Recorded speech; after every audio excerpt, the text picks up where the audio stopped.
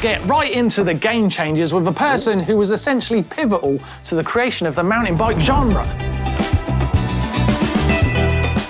Gary Fisher. Now, he was inducted into the Mountain Bike Hall of Fame in 1998, and for good reason. He basically pioneered the entire sport back in the late 70s with the famous repack races in Marin County. These downhill races on old cruiser bikes tested riders' skills and equipment, eventually pushing them to create more specialised bikes for the terrain. Fisher and other early enthusiasts like Joe Breeze began modifying their bikes with stronger frames, drum brakes and wider tyres to handle the rugged conditions of Mount Tamalpais. Drum brakes? Well, anyway, soon after, Fisher coined the term mountain bike, and alongside fellow innovator Charlie Kelly, co-founded the brand Mountain Bikes. In 1979, they released some of the very first production mountain bikes on the market, helping to define the standards for this emerging sport. In 1983, he launched Gary Fisher Mountain Bikes and continued to innovate the sport. Most notably for me, there was the RS1, which was the first commercially available full suspension mountain bike. Really? Wow.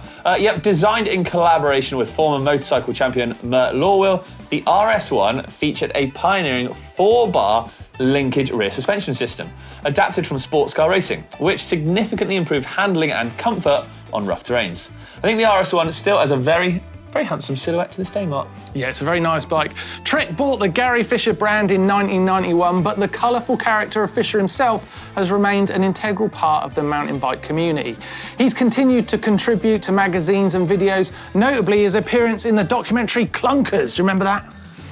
It's a bit before my time. He is still a prominent figure in MTB, even launching a brand new e-bike brand recently under the name Morel. His pioneering spirit continues with the hope that Morel will raise the bar for e-bikes and e-bike battery systems. And while details are light so far, keep an eye out, as you never know what you might come out with. Next up, Shimano SPD pedals. In 1990, Shimano launched Shimano Pedaling Dynamics. The SPD. This innovation would transform the way we ride mountain bikes. It would also create a significant mental hurdle for newbie mountain bikers going forward. I have overcome that hurdle many times. The days of just jumping on a bike were gone. Now you would physically attach yourself to the bike. To some degree, this was already the case because many riders use toe clips or toe straps that had come from road cycling. In case you were wondering why SPD pedals are often referred to as clipless, getting rid of these toe clips is why. Looking back at the original SPD pedals, you can see just how little the mechanism has really changed. There have been revisions and updates over the years, but it shows how well designed the system was right from the start. Yeah, definitely. The SPD was a much more secure and tunable system, and in terms of endurance riding, the efficiency gains meant it was almost completely adopted. It would take more time for the gravity riders to adopt the SPD, but these days it's much rarer to find any rider in the pro ranks, well, not clipping it. Shaun Palmer, if anyone is responsible for the look and attitude of downhill mountain biking, then it's this man. In the mid-90s, mountain biking was still heavily influenced by road cycling. That all changed when Shaun Napalm Palmer showed up. Iconic, was he? Yeah, in 1995, Palmer took time out of his professional snowboard career to try mountain biking. Less than a year later, he raced his first UCI Downhill World Cup finish, an incredible 7th place.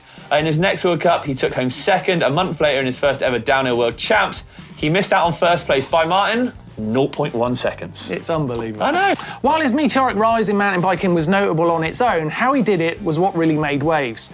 Mountain biking fashion at the time was heavily roadie themed, so Palmer's motocross gear, tattoos and rock and roll lifestyle immediately stood out. In what was a clean-cut sport, his don't give a F attitude and incredible style on the bike all added to his mystique and meant brands clamoured to sign him up. Yeah, following his 5th place overall finish in the 96 World Cup Series, he joined the Mountain Dew specialised bike team on a deal that had made him one of the highest paid mountain bikers in the world. I mean, at the time, that's crazy, right? Yeah, absolutely. Palmer would go on to race for the next 3 seasons, taking his one and only World Cup win at the Big Bear Lake round of the 1999 World Cup season. He celebrated that win as only he could by turning up on the podium in a gold suit, which he then wore after winning the gold medal at the 1999 Winter X Games. Yeah, that season ended up being his last complete season racing mountain bikes, as he turned his attention back to snowboarding, amongst other sports. Loves a bit of moto. While his time in the spotlight was fairly brief, it was memorable. That super cool moto-inspired look and punk rock attitude radically changed the style of mountain biking forever. Ever. And for the better, I damn think. straight. While we're talking about the 90s icons who changed the game, we need to give a special mention to Missy, the Missile Giove.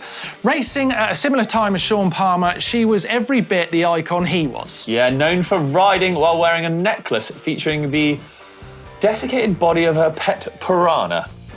Each their own. Missy's style was unique. While some of her style might seem normal by today's standards, it was out of this world at the time and made her a cultural icon. Absolutely. It wasn't just her bleached hair, piercings and wild attitude that were turning heads. Her flat-out speed did too.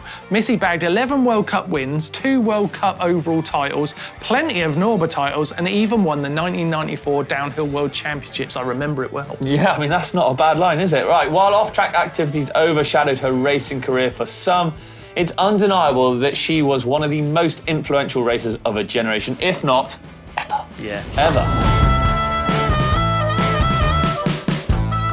Okay, Horst Leitner. In 1985, Horst Leitner built a prototype mountain bike featuring what became known as Horst Link, a type of 4-bar linkage suspension. This design uncoupled braking and chain tension from the rear suspension, significantly improving performance on rough terrain.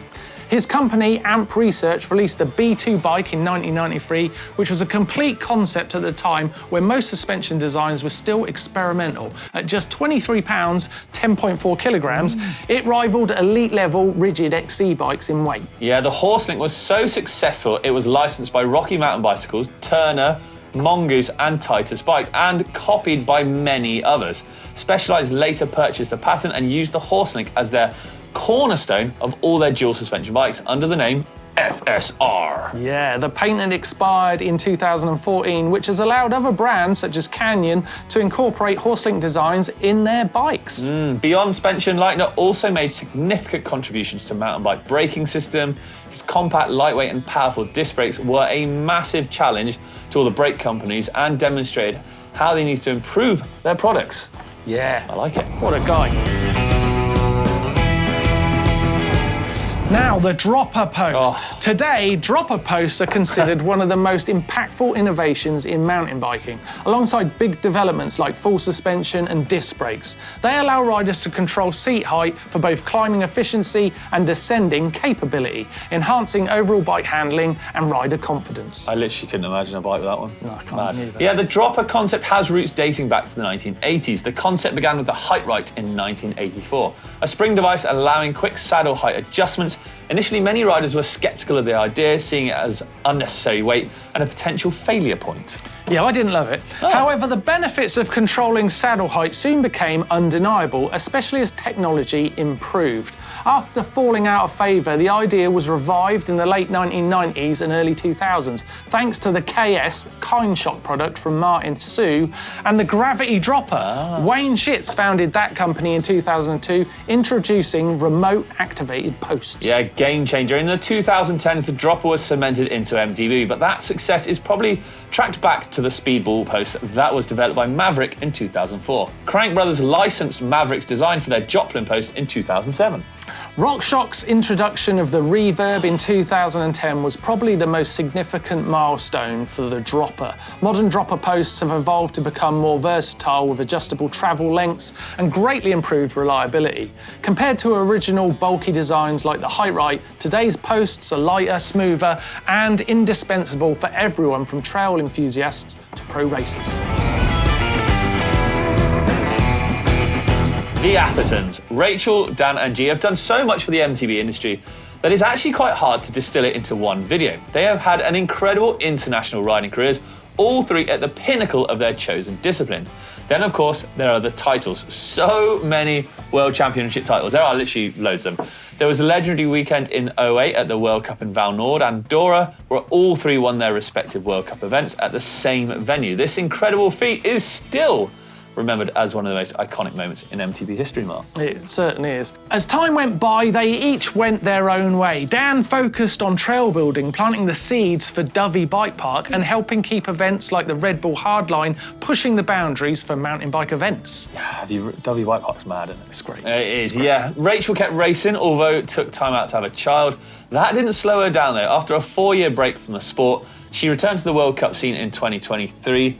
At the first round in Lenzerheide, Mark, she blew everyone's mind by taking the win, an incredible 40th World Cup win. 40? Yeah, all her competitors are gutted.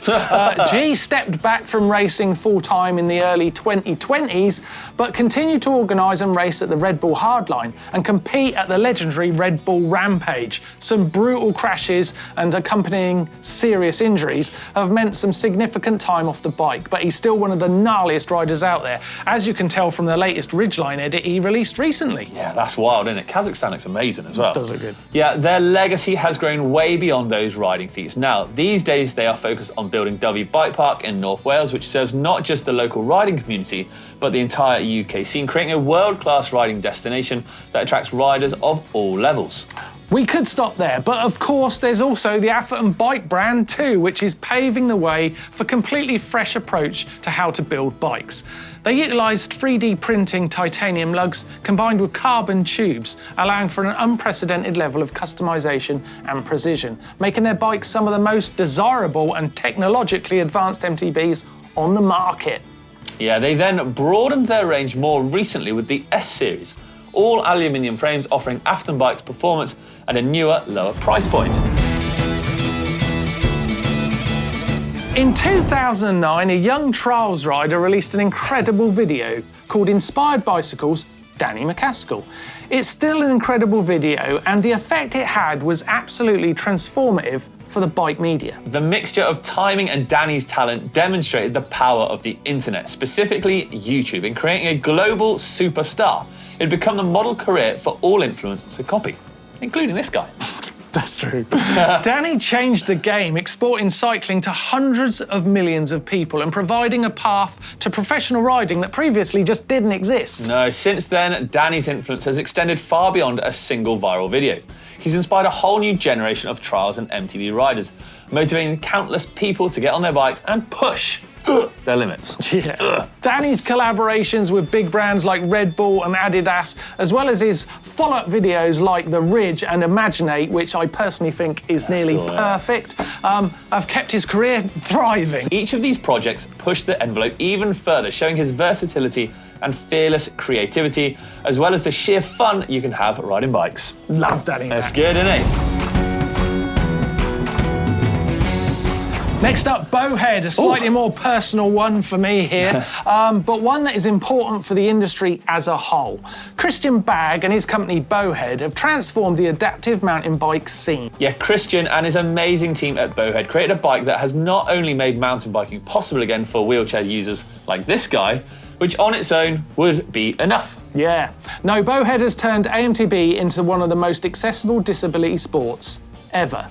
Take that in for a second. Previously, almost nobody who had a disability could even contemplate riding mountain bikes, going to bike parks or being part of this amazing community. I know, right? So for example, in 2016, Guga Ortiz from Chile was a bright prospect for his country's downhill racing scene. Unfortunately, a crash at Whistler Bike Park put paid to his riding career. Only a year later, he was back riding trails on the Bowhead Reach, and these days he is one of the fastest AMTB riders on the planet. He's like a rocket. He is. The Bowhead Reach is a throttle-controlled e-bike. The Bowhead RX and Rogue are amazing hand bikes. And thanks to these incredible machines, AMTB is one of the most accessible disability sports to consider for anyone with a disability. That is incredible and important, all because an amazing team of people designed some transformational adaptive mountain bikes. Well done. Yeah, Bowhead. good work. Love good those work. guys. Okay, before we go any further, let me just remind you how grateful we are for a like on this video, and please subscribe so you don't miss our upcoming videos. If you like this, then you'll love what is coming. It's true, they will. Right, we also have our YouTube memberships live now, so perhaps consider joining our trail crew tier or even becoming a trail boss Like this guy, members get loyalty badges, custom emojis, which are sweet, and discounts in the store too. Yeah, we really appreciate your support, whether it's watching the videos or taking the next steps into subscription and memberships. Right, let's continue with our vid with Game Changer Suspension. Yeah, we are, of coursing Dave Weagle. Was originally a mechanical engineer developing robotic vehicle systems for the US Army Special Forces, but he thankfully changed focus to the world of mountain bikes. Yeah, Weagle changed the game in mountain biking with the creation of the DW Link suspension system, which he developed and patented in the early 2000s. Rather than the systems used on other platforms, the DW Link used two shorter, co-rotating links to drive the shop. The DW Link is renowned for its ability to counteract pedaling forces and maintain efficient suspension performance, especially under various riding conditions. The innovation has been used to good effect in both downhill racing and many trail bikes. DW Link equipped bikes have been ridden to many World Cups and World Championship wins, including being instrumental in multiple wins for the professional riders such as Sam Hill, who dominated the downhill circuit on the Iron Horse bikes equipped with the DW Link technology. Didn't he just? Yeah, Weagle's designs have been licensed by several major bike manufacturers, including the aforementioned Iron Horse, Ibis, Pivot, Da Vinci, Turner, and Evil bikes. His collaborations with these brands have led to some of the most iconic and high-performing mountain bikes in the industry.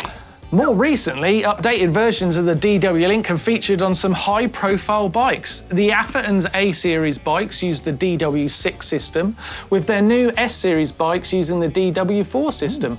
Pivot's radical-looking Phoenix prototype also used the DW6 system, although with a unique flex stay. Interestingly, the DW Link patent expired in late 23, which raises the question, will we soon see more bikes on the market using the system now that it's free? His work has pushed the boundaries of suspension technology, influencing the design and performance standards across the entire mountain bike world. Weagle's innovations have not only improved the capabilities of modern bikes, but have also redefined what riders expect from their suspension systems.